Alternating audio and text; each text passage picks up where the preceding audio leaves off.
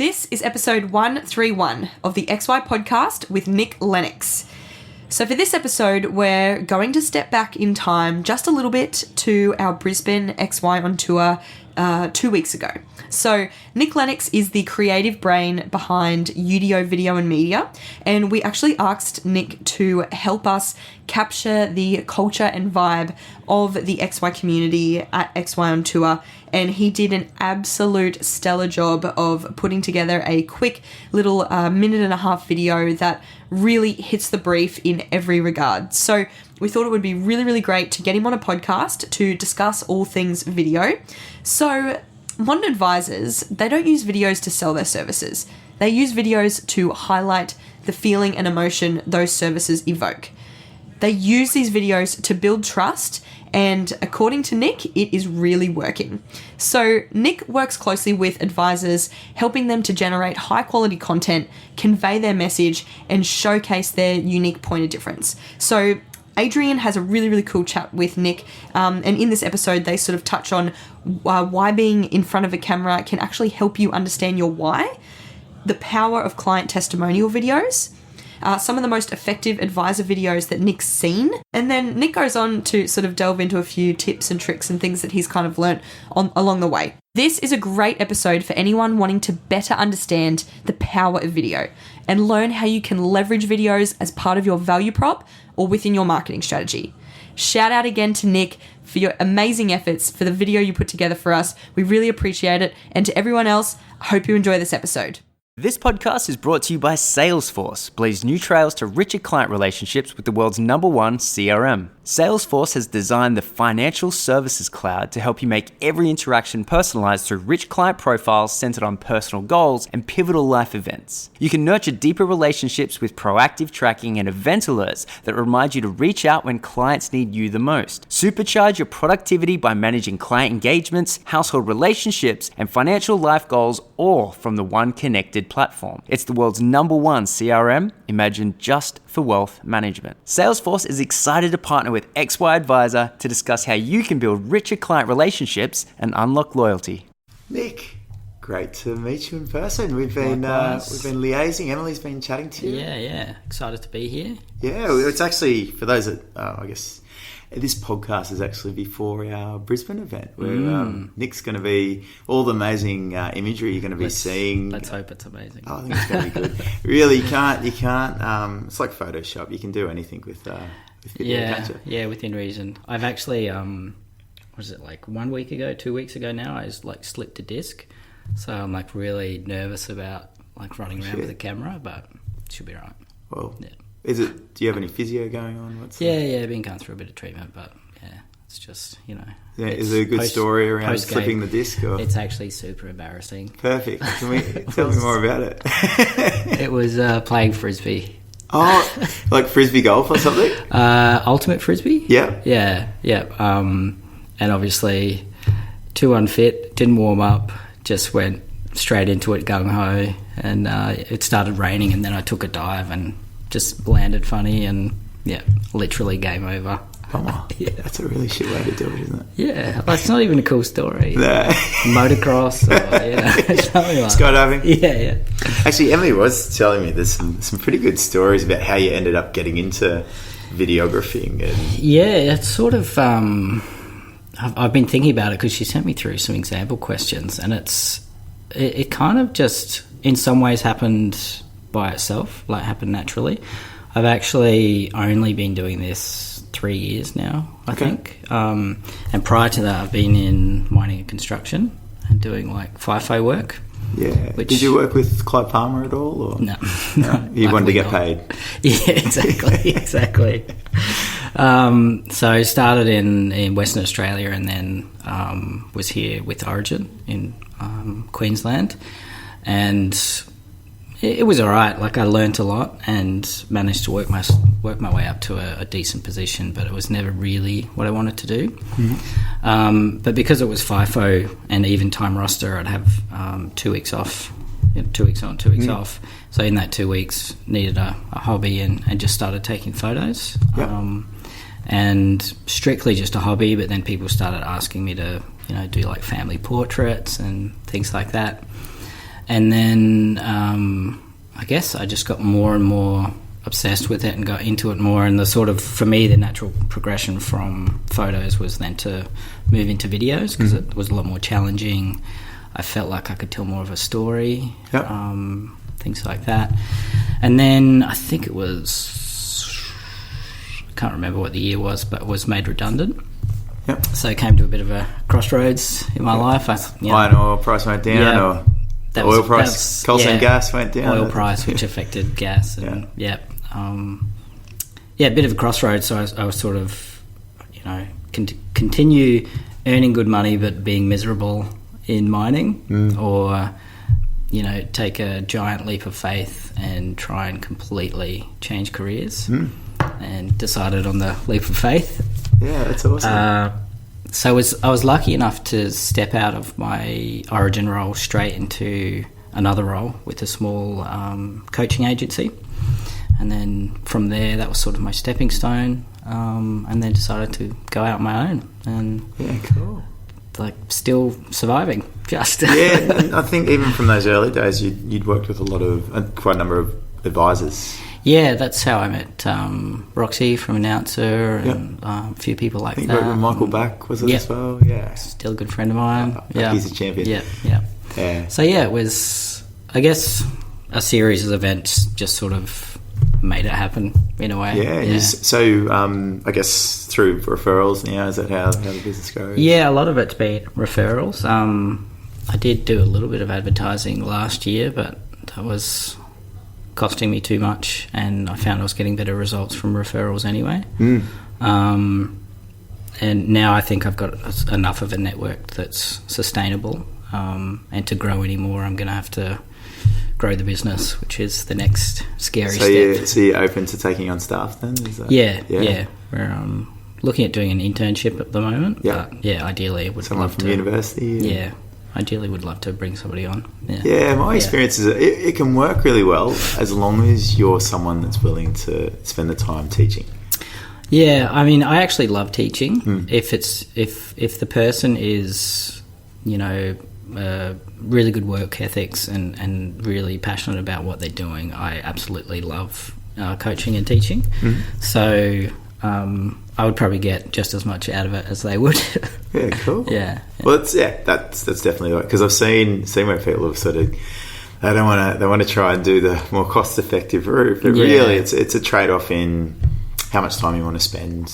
And the flip side is that if you're shaping them a bit more, then you can sort of mould them in the way. I think like what I've learnt, still very new to business, but it's very much about your client relationships. I'd say 50% client relationships, 50% how good I am at what I actually do. Is that from the experience where you fuck something up and then you're like, oh shit, they love me so much that it's okay? Yeah, kind of, but more just sort of. I feel like these days videographers are a dime a dozen, but somehow I've managed to grow and grow. And well, isn't everyone on their phone a videographer these days? Yeah, exactly. But I think in any industry, if you build really strong relationships, that's going to skyrocket you even further than what you actually do as a job. So with the intern thing, or bringing somebody on, that would be a really big part of it. Is sort of, I guess, teaching them that side of it. Which, totally. So like a bit of the sort of sales and marketing side of things. Yeah, I think sales and marketing, but even just relationships. I like to think of all of my clients as good friends, and build relationships over time. Well, a lot of the stuff that these videographing does is it gets quite intimate, I guess. It does, yeah. It was weird. There was a period of time that I went through, I think last year, that I did a few interviews and they always ended in tears. And it was, it was really quite. It's amazing to be a part of, but quite full on. Was that of clients of advisors, or was that just the? There was a bit of both. There was actually some advisors that sort of broke down as well. I think when you start really breaking things down into why you do what you do, it can be quite confronting. And then there's something about being on camera that I guess makes you honest in some way. You know, you're held to this certain accountability. It's a very vulnerable state, I guess. Yeah, that too. Yeah, definitely. Yeah, so, it's interesting. Yeah, totally. I guess if you look at the trends over the last few years with videography and advice, that whole why do you do what you do has been a really big angle. Yeah, definitely. And I think, like, from what I've gathered, the journey, like, I don't know if I really ever had a proper crack at that, but but a lot of people that go through that, obviously it's great. It's a good positioning for the business because it really shares a side of you and it makes you more relatable to prospective clients and clients that you're working with. But I think from what I've seen, it's a really good transformation for the actual people doing it because of what it forces you to actually... Definitely. Because it has such clear... That sort of deeper thinking has such clear ramifications to what you're doing with your business. Yeah. Yeah. And I don't know if you've done it with someone who's sat there and like actually gone through that process and realised, oh shit, why am I here? Yeah. This isn't what... Has that happened? Not to that extreme, but I think when you sort of... It can be really tricky for people to separate like career from, I guess, their purpose in a way. And like the Simon Sinek way of thinking about the why is it shouldn't matter what drives you. Like your job should have nothing to do with what drives you, kind of thing. And when people sort of come to that realization, I mean, they're generally in the right profession and doing the right thing, but they kind of have a bit of an aha moment and, you know, they're like, oh, wow, it's just a different, like, a way of framing it, I think. Yeah, I think for a lot of people, actually freeze... I think their minds a bit because of, like, the reason there's such an aha moment is because I guess they've been living in a bit of a more constrained view of what they are and what they're doing. And and it comes back to the whole thing, which I think is very relevant to advice, is sort of, you know, what defines success and things like that. And I think if you can sort of break away the stereotypical thoughts of success, and bring it back to an emotional level, then you feel a lot more energized for what you're doing. I think totally. And it probably helps you connect with clients better as well, I'd say, because you're thinking about it from a different perspective rather than strictly the service that you're offering. I guess on that with the clients, I suppose doing the client interview side of things, that's really interesting. I think that's extremely valuable. If anybody's thinking about getting into video, I think client testimonials is 100% the best way to go. Yeah. Because, I mean, if you think about any big brand that's, you know, doing ads at the moment, so take Apple, for example, they never sell... Like, they never sell the product. They never sell the specifications of what that device might do. You know, it's not like, it's got 16 gigs of RAM and yada yada yada. They always sell the feeling that that product can offer, and I think that's true across a lot of successful advertising. Is you never sell the service or the product, you sell the feeling that you get from it. So I think for advisors, what's really important is invoking that feeling of trust, and 100% the best way to do that is client testimonials, because rather than you telling me how good you are, somebody else coming in and saying, I trust this guy with my life, I'm going to immediately go, oh, okay, I might actually pay attention and listen to what he has to say. So, yeah. Do the people that the advisors you've done that with, is there a bit of a impediment to them, like a confidence thing to reach out? Is that something that they have to work through usually? Or do they have people, they go, I know exactly who I'm going to talk to. Yeah. Mum, my cousin. I think sometimes there is a block, but generally what I've seen is they sort of get it in their head that a client's going to feel awkward about it, or they're going to feel awkward about it, but generally a client is really excited to do it for you, and there's no harm in asking, because if you're doing your job well, then it shouldn't be a problem. So it ties back to what you're saying about video being such a like an accountable lens. Exactly. Like what I guess you can't relative to a testimonial on Google reviews or advisor rating sort of thing.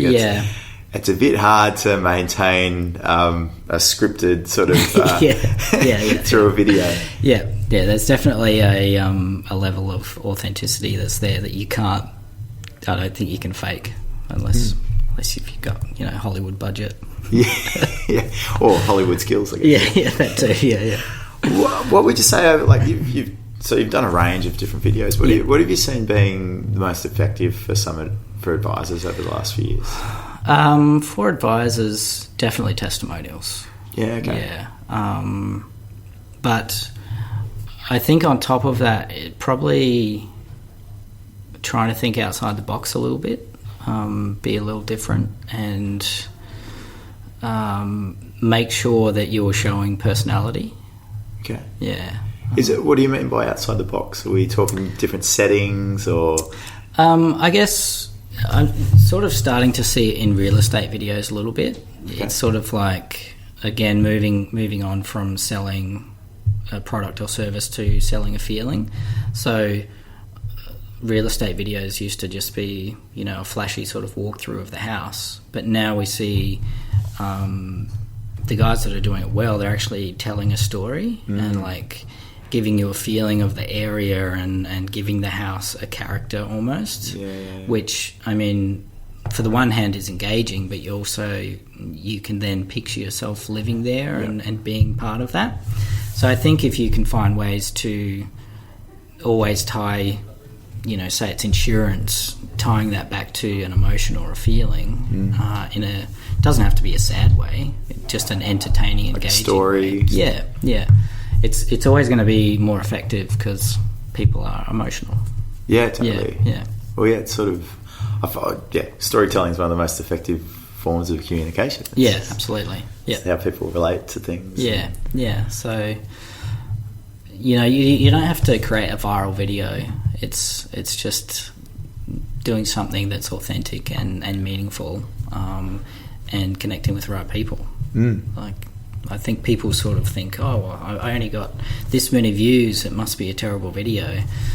But if it's connecting with the right people, that's all that matters. I mean, I think the thing about the videos, when an advisor's going through a process, going, like it's a bit daunting to go do it. Like these are, if the end outcome is to have people get to know you a little bit before they then and help them on the journey to become a client. Yeah.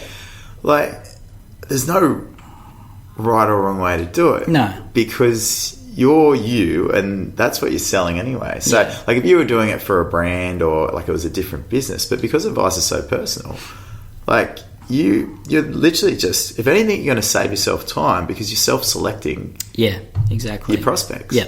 Like, if they don't resonate with what you're putting out there and it's you, then maybe 100%. It isn't a good fit. And you've just saved that hour first meeting that you might have done for free. Yeah.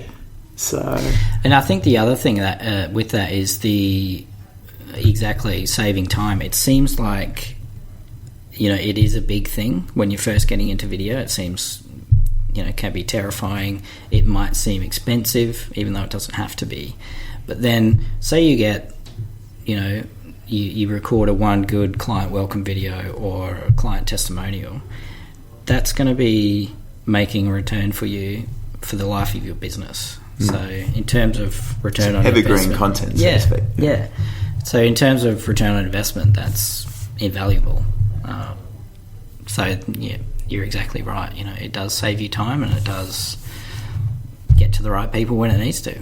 Yeah, cool. Yeah. So I guess the thing is, like, a lot of people everyone's got a phone these days. Yeah. The bloody quality of these cameras are ridiculous. You probably look at the gear you used to use like a year ago, and you're like, the latest phone is probably better than that. Like, I don't. Yeah, it's pretty crazy. I remember one of the first videos that I did for Announcer. Actually, some of the footage was on my phone. and luckily nobody noticed it. But that's how good cameras are. And yeah, so it's no more really about necessarily the hardware so much. It's the guy that's driving it. Yeah, but I think it's just about it comes back to the message that you're putting out there in the story you're telling. Like you shouldn't feel like you need to go and buy a $2,000 camera because you've got one in your pocket. And it doesn't matter if the quality's no good for that type of... I mean, obviously, high production videos do have their place, but not every video has to be like that. And there's a lot of data that says that a mobile phone video can be very successful because it feels so authentic. Anything too polished could be a bit too like it. Yeah, I think you have to find that balance. So... To me, it seemed to come down to audio, making sure the audio quality's... Absolutely. But, there's some great products out now for mobile phone microphones. Like Rode microphone probably make the best one, but that's pretty expensive. And then there's one, you can get them for $30. They plug straight into your phone. They'll sync straight away. Clip on your collar. Nobody will notice. Takes production up by 10. So I guess we've talked about reasons for you not to need to be around, or so I guess the key thing is, I think it's important for people to understand what the value is that having a partner like you on this journey, what sort of things you do, because a lot of people, I think with these sort of services, people can be very simplistic in the way they look at it. Yeah, sure. And not fully understand. And it's all that in between stuff, from my understanding, in terms of helping people on that journey that we've been talking about. I think there's a few sides to it. And part of it is that emotional storytelling side. And then there's obviously a technical side. And when I say technical, I mean... then what, if you've made a video, then what to do with that video. And that's where people that I've partnered with, or, I can point you in the right direction. It's all well and good to create a great video and then stick it on Facebook, and 2 weeks later somebody's forgotten about it. It's disappeared through the millions of videos that are uploaded every day. But if you can make a good video and then create a successful campaign, or then use that to increase SEO to your site, really leverage the power of that video. I think that's an important thing. And then the emotional side of it, sometimes I could be wrong, but I would guess where I offer a lot of value on top of actually creating a video for you is coming in objectively and helping you see it from a client's point of view. I've been to a lot of businesses where they have an idea of the video they want to make, and then I go, yeah, but that only makes sense to you and the people directly around you. For me as a client, like a potential customer or client, that makes no sense. And I can't relate to that, and part of it, I don't even know what you're talking about. So we need to strip that back and then approach it from this angle. So we're talking all the financial jargon, acronyms, that sort of thing, that just naturally just come off the top of the mind because you're in that world. Yeah. Well, it applies to any business. Just having that objective view. I think that's pretty valuable to help you reposition in the way that you're thinking about the content you're putting out there. Totally. Yeah. My experiences with around design or around messaging, especially for financial advice, I think it's really important because having someone that actually doesn't understand financial advice as much, there's understanding it, but really not being as deep as just conceptually understanding it.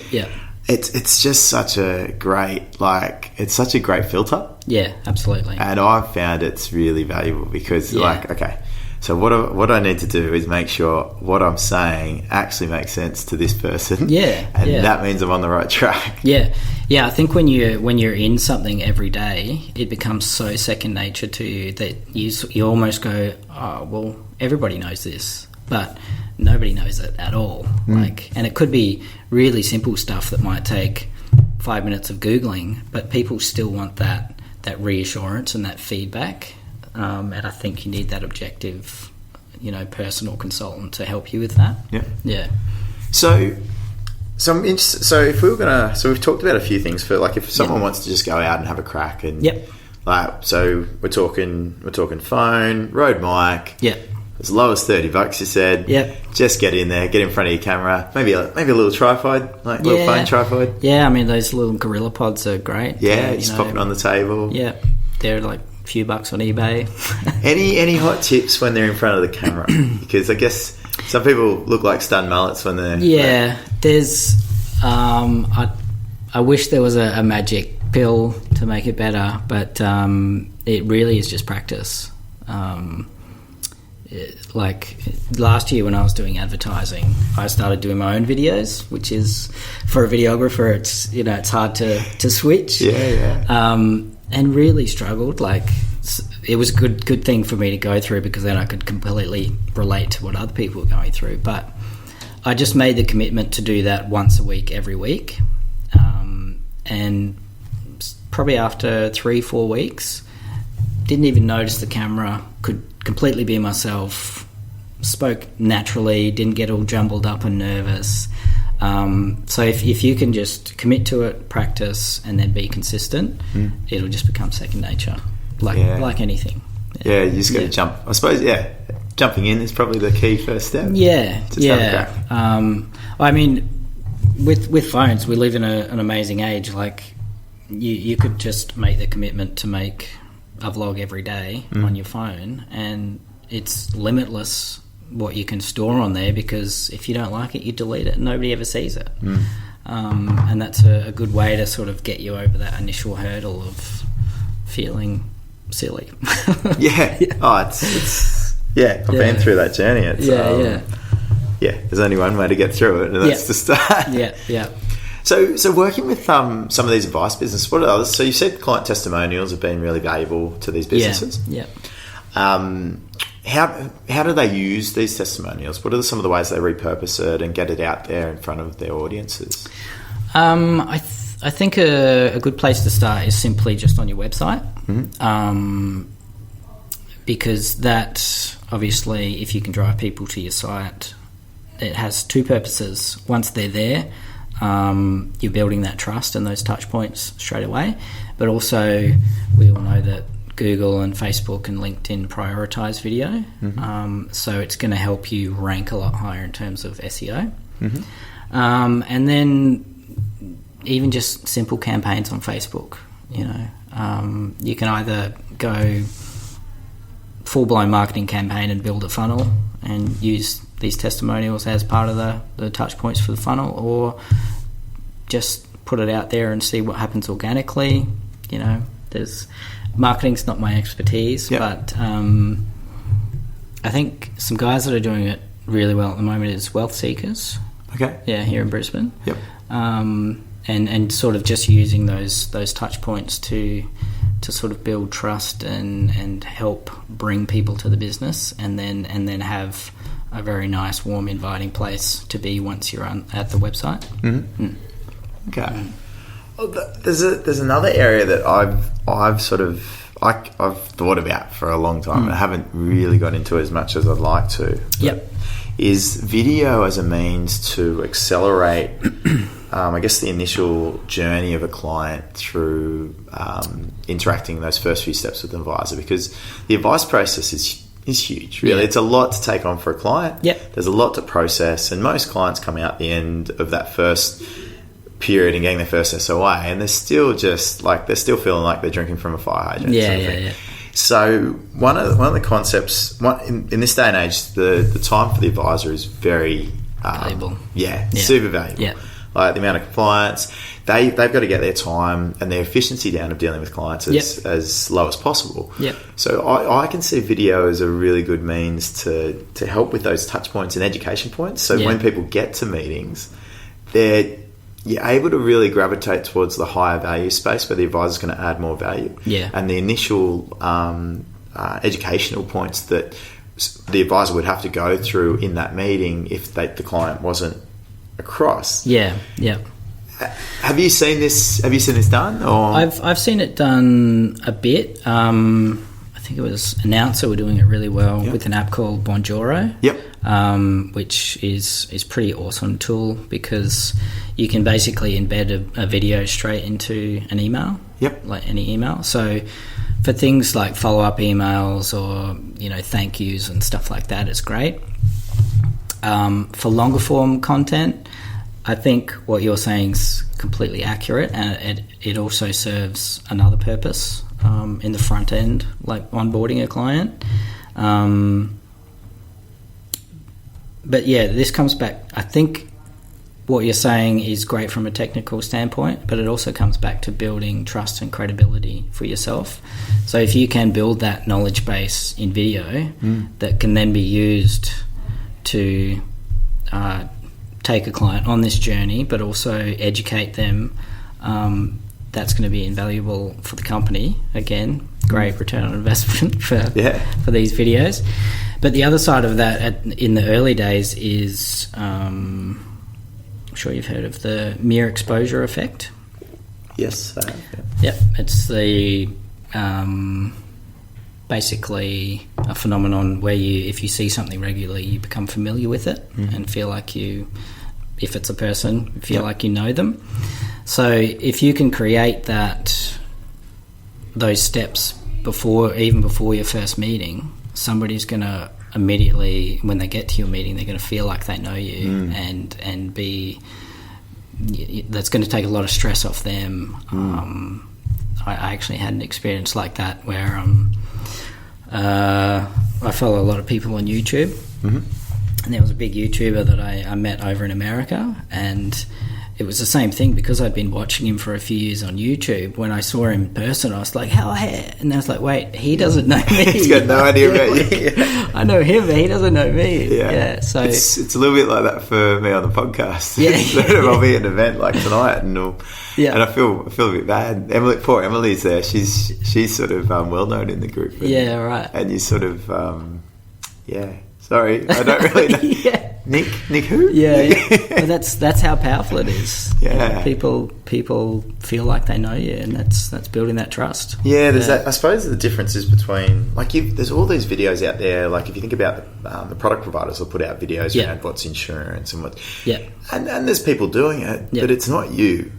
So like the point that you're making in terms of like that touch point and the rapport that can build, you're not getting that if you might be ticking the education box, you might be helping, you're definitely ticking that efficiency standpoint if they're paying attention to the video. For sure. But doing it without you is sort of, you're giving away, you're missing a chance to build that rapport and actually build a stronger bond with these clients. Yeah, absolutely. Yeah. I mean, you can always find the balance with it. Obviously, like you said, people are time poor. You don't have to be, involved in that the whole way along. But I think at some point, if you're going to be their advisor, you need to build those touch points. But in terms of the efficiency side of things, obviously you want to do that efficiently, and that doesn't necessarily have to be you. But it's just finding the balance, I think. Well, I think the video, I think when people get a bit tied up when they think about when you try to bring that whole marketing funnel process into the client onboarding process, and like the automation flow of it and that sort of thing. Like I guess I can see this sort of a setup where an advisor could have maybe 6 different videos that cover different areas. But they don't automatically go out to the client. It's what you might have had a phone call before leading into the that first bigger meeting. And you've established that there's a couple of things. Oh, okay, well, you want to know a bit more about that? Boom. Exactly. Video B goes out. Exactly. So you got that efficiency if it's already prepared. But you're tailoring it to the definitely the client. Again, great return on investment. Video all the way, guys. So what I guess you've been, so some of the stuff you did with Announcer, I remember seeing one of those videos, and there was because they're very active, they've got all their sport, and it's such a sport, it's amazing what they've done. They got the I think healthiest employer awards or something. AFA, something. Yeah. Yeah, and they were all wearing Fitbits and things like that, and that was, I'm guessing with that one, that was getting that message out about the business around how they value health. And was that the soccer video? Yeah. I think that was just when they'd won that award, and that soccer team was also, I think that was sponsoring Red Cross as well. Okay. So we sort of wanted to promote the healthy workplace, and then the sponsorship as well. So that went on to be a sponsorship video. That's another great place that video can be efficient, is the onboarding or B2B side of things. Mm-hmm. So with partners or even bringing on new employees or attracting people to your business.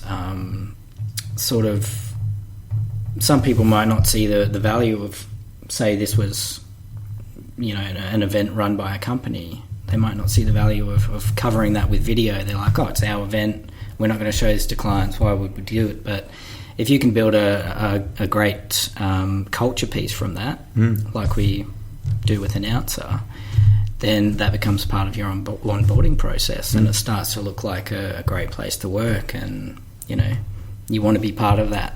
So, like obviously, like tonight, you're going to do a bit of videoing of the events, and I guess the way we see it is like a lot of people. XY Advisor does a number of different things, and it's sort of sometimes until they really get into it, it's hard for them to grasp actually what this community means or what's going on. Yeah. So I think that a video, like we're keen to get a video together that can really convey that and convey that community feel. And we're talking before about like talking to a couple of the advisors and seeing how they're going and just sort of get the vibe. I think it's. I mean, if say you had a journalist here and they wrote about this event, you wouldn't get the same. I'm not discrediting writing because I enjoy reading, but you wouldn't get the same vibe and that same sense of that looks fun, I want to be there, sort of thing that you can get from something very visual. Yeah, the depth. And obviously with the interviews and stuff, you can start connecting with people, and I think it's a powerful tool. Yeah, I'm pretty excited for tonight. The other thing I've been thinking of while we've been talking is virtual reality and like 3D and all that sort of stuff. Yep. Any musings on that? I've dabbled. Yeah. I've dabbled with 3D. It was a pretty funny story actually. I was working with Emily Seabohm, the swimmer. Yeah. And Tess Alexander, who was I think she was Miss World Australia. Cool. So we were doing a piece for Mercedes and Personalised Plates Queensland, and the only way that I could film them both in this car was with a 360 camera. So I had that sort of rigged up in the windscreen of this, I don't know, $500,000 Mercedes, and I had to lie down in the back seat and cover myself with a black blanket, so I like faded into I just looked like part of the seat, and then control it from my phone, control this interview. So for that kind of scenario, 3D is fantastic because then I could just point the camera wherever I needed to. In terms of virtual reality or 3D for advisors, I don't know. 3-dimensional advisor. You get the client in a room and you sort of take them to... The way I actually can see things going is like in the goals discovery process, you actually put VR goggles on the client, and in the state where you're talking to them, but there might be, like, I love the idea of having some sort of interface where you can sort of explore and just start to go open doors and just go and see what things could be like. Maybe this is getting a bit too far. But I think, augmented reality is growing, like, phenomenally at the moment. So I think, if you can come up with an idea and try and get in early, it's the right I've got way. the idea. It's just, I think the challenge is always executing on it. I'm not sure if the technology is quite there yet. It's getting really good, but I guess if you start exploring it now, it's probably you're going to be in the ground floor. Lay the foundations. That's it. What about and drones as well? What about drones? I did drone stuff for a while. The laws in Australia are getting pretty strict.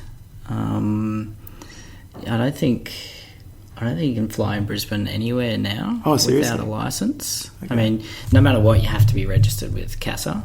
Yeah. But I didn't read. Is it on the size of the drone? Or? Yeah, under 2 kilos, I think you're okay. Okay, so like, something you'd be using for proper video, like those big ones that they have at the Olympics. The bigger ones are that's like $5,000 to get that license for one of them, and then the insurance is just ridiculous. Like to fly anywhere in the city, they have to have like I think it's a 2-step fail-safe system. So they have to have like inbuilt parachutes and things like that. Wow. So that's a whole different game. Yeah. You're going to stick on the ground for the moment? Is that well, I've been thinking about it recently, and we're doing a mini documentary series for Fortitude Valley. Yeah. And I was thinking, because before the stricter laws came in, I had a drone and I've got some shots of the Story Bridge and stuff like that. I was like, I could use them, but everyone just knows it's a drone, and I want it to look, really epic and amazing. It's actually cheaper just to hire a helicopter. Because of all the regulations around it. Yeah. And then it's going to look better anyway. So I thought, why don't we just hire a helicopter and go get the shots we need? Fair enough. Yeah.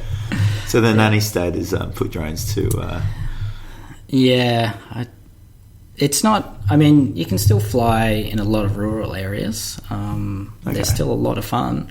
I'm not sure, maybe you could try doing a client testimonial from a drone or something. It'd be pretty engaging. Take a client skydiving and interview them up there. Hey, you said to think outside the box. Well, I like it. it. That's what you get up to. There's an advisor I know in New South Wales, and he has all these things. Like he's got like a paraglider with a fan jet thing, and like a death machine. Pretty much. Yeah. He's got his GoPro with I think I saw him with a hydrofoil, like. Yeah, wow. On the like water skiing. Yeah, so crazy. I guess he could start vlogging from his... He could get the GoPro going. And hey, I reckon, all this stuff, if it's you, it's you. Yeah, that's it. There's no wrong way to do it. And again, that comes back to thinking differently and, make it look different, make it look a bit more authentic or exciting. If you can think of something like that, if you're brave enough to strap a propeller to your back. Yeah. Yeah. Well, I guess I'm taking that as Nick's paying message. Go have a crack. To be different. Just if you come up against a wall, give him a call. So it doesn't have to be hard, basically. Yeah. Is there anything that you want to share about anything you're doing coming up? Obviously, so there's Udeo. Yep. Udeo Media, which is UDEO. Yep. And where can they find you for that? Just udeo.com.au. Yeah, it's probably the easiest. Terrible site, but you'll still get a hold of me. Hey, I'm a videographer. I'm not a website. I don't have time for it. Too many clients. Yeah. And was there anything else that you'd like to share with what have I got coming up? I think the most exciting thing that I really look forward to sharing with everyone is the documentary that we're working on. Hopefully... This is the Fortitude Valley. Yeah. It's going to be at this stage. It's going to be in the bars and everything, or what's it? Yeah, partly. We're trying to spread it across different businesses. Yep. But it's sort of showcasing Fortitude as it's sort of become the tech and creative hub of Brisbane. Yeah. And it's growing really quickly.